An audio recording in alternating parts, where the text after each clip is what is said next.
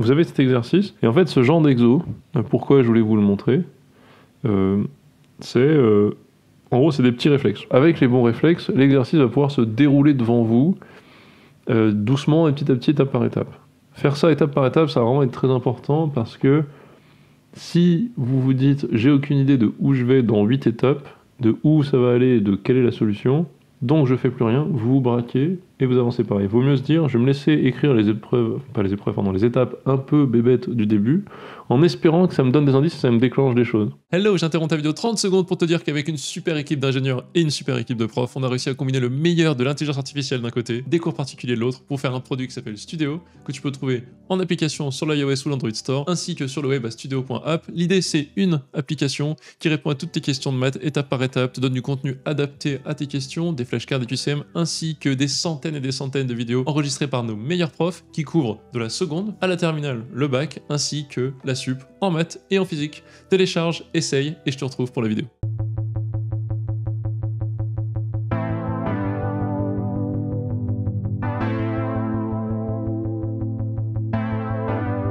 Donc, la première étape pour ces exos, c'est chercher f de 0. Et en faisant ça, c'est toujours une étape assez classique, on voit où ça nous mène. Donc soit ça va nous mener à chercher les valeurs de f de 1, f de 2, f de 3, et peut-être voir les valeurs sur les nombres entiers, soit voir des choses diverses et variées. Chercher f de 0, comment on fait? Vu qu'en fait, le principe de ces exos, là je vous le donne comme ça, pour ceux qui sont rentrés en sup, vous ne l'avez peut-être pas encore vu, c'est on a accès à une double infinité de relations. C'est-à-dire qu'en fait, on a une relation qui est vraie pour tous les x, de moins l'infini à plus l'infini, et pour tous les y. Donc l'idée, on peut choisir un peu tout ce qu'on veut, et en choisissant tout ce qu'on veut, on peut s'en sortir, et on se dit qu'on a en gros assez d'équations pour trouver un peu quelle peut bien être cette f. Donc on a une double infinité, c'est une expression, hein. Mais c'est vrai que nous, on doit trouver une f complète qui est définie sur R. Donc c'est pas trop peu d'avoir tout ça. Pour trouver f de 0, on prend tout bêtement x égale y égale 0, c'est le premier truc qu'on peut faire. Ce qui me donne, en faisant ça, f de 0 fois f de 0, hop, au carré, plus f de 0 égale 0. Bon ça c'est facile, hein. F de 0, facteur de f de 0 plus 1, égale 0. Si et seulement si.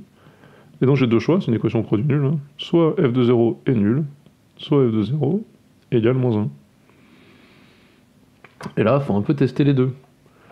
Tout de suite, quand je vois f de 0 égale 0, je me dis, attends, ça va être très simple de trouver des choses là-dessus. Il suffit que j'aille voir qu'est-ce qui se passe quand je mets 0 pour un des deux. Donc vu que c'est assez symétrique, c'est parfaitement symétrique d'ailleurs le rôle de x et y dans cette équation, je peux poser y égale 0, x différent de 0, x près, pour voir ce que ça donne. J'obtiens f de x fois 0 plus 0 égale x. Et donc pour x différent de 0, j'obtiens x égale 0. Si f de 0 égale 0, bien sûr. Et là, c'est contradiction. Impossible. Ça va relativement vite. On peut déjà éliminer tout de suite f de 0 égale 0. Donc on se retrouve avec, en fait, f de 0 égale moins 1. Et je vais réécrire ma relation avec ça. Donc j'obtiens f de x fois moins 1. Ok. Plus, en soi, plus f de... je prends y égale 0, donc plus f de 0, encore une fois, donc plus moins 1, égale x plus 0. Donc j'obtiens, c'est fou, ça fait moins f de x, ok, donc je le mets de l'autre côté, ça fait f de x, point x quelconque égale moins x moins 1. Et là c'est fini. J'ai l'ensemble des solutions qui est inclus dans la fonction qui à x associe moins x moins 1. J'ai plus qu'à vérifier réciproquement. Je fais une petite réciproque. Ne pas oublier cette réciproque, hein. Donc on a trouvé, en fait, on a fait un peu un travail par condition nécessaire et suffisante. On cherche une espèce de condition nécessaire, donc analyse, synthèse, ça dépend comment on l'appelle les profs, donc le sens direct, si vous voulez, comme ça. Et là, réciproquement, c'est le sens indirect. Donc réciproquement, tout ce qu'on a à faire, c'est vérifier que l'ensemble de nos candidats, bon, il n'y en a qu'un, vérifie bien l'équation. Bon, là, ça se fait, hein, moins 1, moins x, moins 1, moins y, donc moins 1, moins xy égale. Alors, ça fait du x fois y. Donc là, j'ai du x fois y qui va se simplifier avec ça. J'ai du -1 fois -1 qui va se simplifier avec ça. Il va rester x plus y. Parfait. On a bien égalité entre l'ensemble solution et l'ensemble des candidats qu'on a trouvés.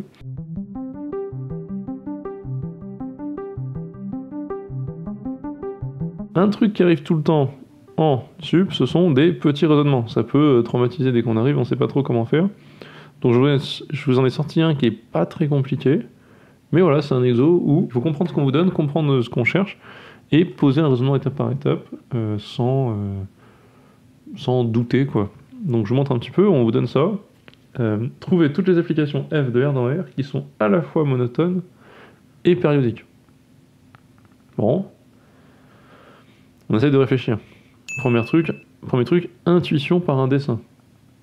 Périodique, je m'attends à quelque chose de, je sais pas, comme ça peut-être. Ça déjà c'est pas monotone. Bon, c'est compliqué. Peut-être un truc un peu comme ça. Ça a l'air d'être monotone et d'être périodique. Regardez, j'ai un dessin qui se reproduit, je prends une photo, hop, j'ai le même photo ici, même photo. Bah, le problème c'est que périodique, c'est pas juste un motif qui se répète.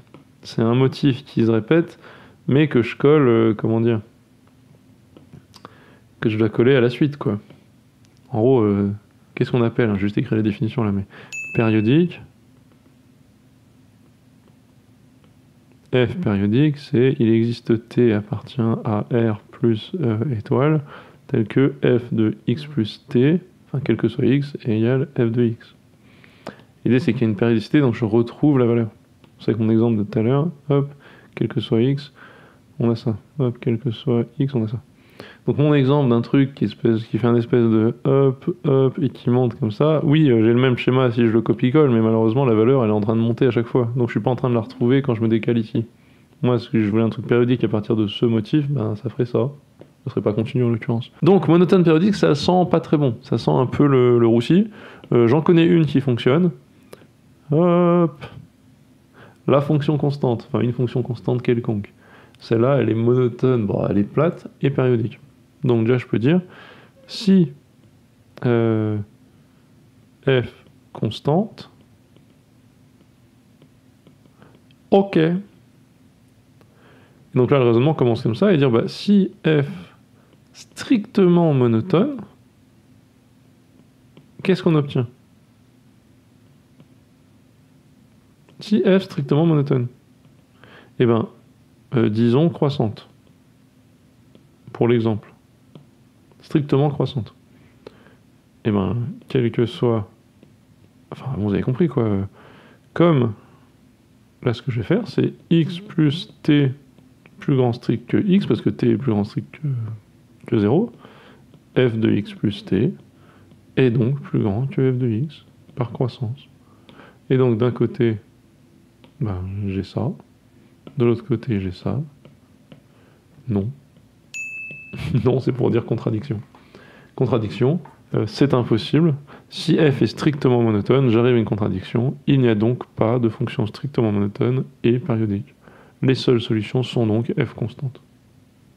Voilà. Donc vous voyez, c'est pas très compliqué. Il fait plus peur quand on le voit, potentiellement, parce que c'est le genre de truc qu'on voit jamais au lycée. Alors ça dépend, hein, si vous me dites que vous avez fait ça au lycée, bon, peut-être que vous avez des profs de lycée un peu ambitieux, mais on voit pas trop ça au lycée, mais en fait, c'est pas trop compliqué. Ce qu'il faut, c'est vraiment bien se poser, écrire les définitions et comprendre avec un dessin ce qui va se passer.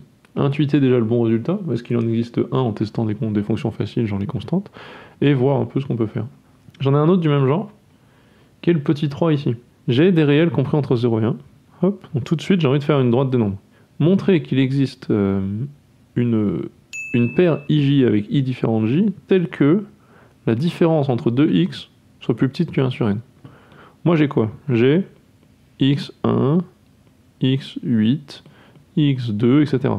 J'en ai en gros n plus 1 qui sont là-dedans. Pour la facilité de la démonstration, déjà, premier truc qu'il faut prendre l'habitude de faire, mais quand ça n'enlève pas de généralité au raisonnement, c'est cleaner un peu l'énoncé. C'est supposons sans perte de généralité. En anglais, ils écrivent ça WLOG, without loss of generality. Au cas où, si vous le voyez dans un papier un jour. Sans perte de généralité. En français, ça serait quoi? SPDG. je sais pas si ça existe, mais donc wlog là, on peut dire que on a x1, quitte à les avoir tous entre 0 et 1, on peut dire que x1 est, alors je mets petit ou égal parce qu'on m'a pas dit que c'était spécialement différent, plus petit que x2, et en gros j'appelle x1 le premier, et j'appelle xn plus 1 le dernier. Déjà ça va m'aider à un peu ranger le tout, et ça a du sens de faire ça. Bon, donc j'ai mes réels compris entre 0 et 1. Top. Montrer qu'il en existe un tel que. Je sais pas à quoi vous pensez quand vous voyez ça, mais à votre avis, qu'est-ce qu'on peut envisager comme démonstration? Je veux montrer en gros que il est possible de trouver deux entiers, pas deux entiers, pardon, deux nombres x1, x2, ou enfin deux x3 et x8, enfin ceux que vous voulez, dont l'écart sera plus petit que 1 sur n. On veut plus petit que 1 sur n. Moi, je les ai rangés là. Donc déjà, le premier truc auquel je pense, c'est bon, bah, je vais pas commencer à prendre x1 moins x4. Vous voyez ce que je veux dire? Je peux déjà réduire l'ensemble des paires possibles, là c'est un peu de la combinatoire, mais l'ensemble des paires distinctes d'indices que je peux prendre, il n'y a pas d'intérêt d'essayer de démontrer ça pour x1 moins x4, parce que si c'est vrai pour x1 moins x4, c'est alors vrai pour des consécutifs x1 moins x2, x2 moins x3, x3 moins x4. Donc en fait, si j'arrive à... vu que s'il en existe un où ils ne sont pas consécutifs, c'est aussi vrai pour deux qui sont consécutifs. Donc je peux me limiter à essayer d'en trouver des consécutifs. Voilà, ça va être un peu l'idée. Donc on sent l'intuition quand même. C'est là, j'ai un écart, deux écarts, enfin oui, j'ai écart 1, écart 2, écart énième. Je sens que s'il n'y en a pas un qui est plus petit, ça va être compliqué. S'ils sont tous plus grands qu'un sur n, bah ça va faire un peu trop grand. Et donc là, c'est bon, on a la démonstration, on a l'intuition, on va le faire par contraposé ou par l'absurde, si vous voulez.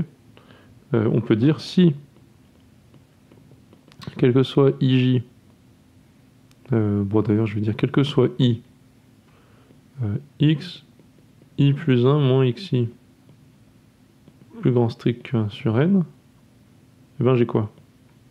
Je peux écrire que, bah dans ce cas, j'ai x2 moins x1. Bon, je laisse sans valeur absolue parce que je sais que je les ai rangés, donc je sais que x2 moins x1 valeur absolue, ça vaut x2 moins x1. x3 moins x2, plus grand strict que 1 sur n, 3 petits points. xn plus 1 moins xn, plus grand strict que 1 sur n. Ok, bon, pour conclure en faisant un petit calcul rapide, je fais la somme, ça se télescope, et il me reste xn plus 1 moins x1, plus grand que n ligne, n fois 1 sur n, plus grand que 1. Voilà, c'est foutu. C'est mort. Contradiction, si vous voulez. Enfin, ou alors, comment on peut l'écrire? On peut dire xn plus 1 plus grand strict que 1 plus x1, donc voilà, contradiction. Vous avez votre démonstration. Mais vous voyez que ça se fait tout de suite, la démonstration, en fait, quand j'ai fait un dessin, j'ai compris ce qui se passe, j'ai rangé un peu parce que ça arrange, enfin, ça rend plus clair les choses, et je m'en sors tout de suite, et l'exo est pas si difficile. Je n'ai pas mis des trucs très très durs en termes de démonstration et tout, mais c'est plus comment réagir quand on tombe sur ce genre de trucs.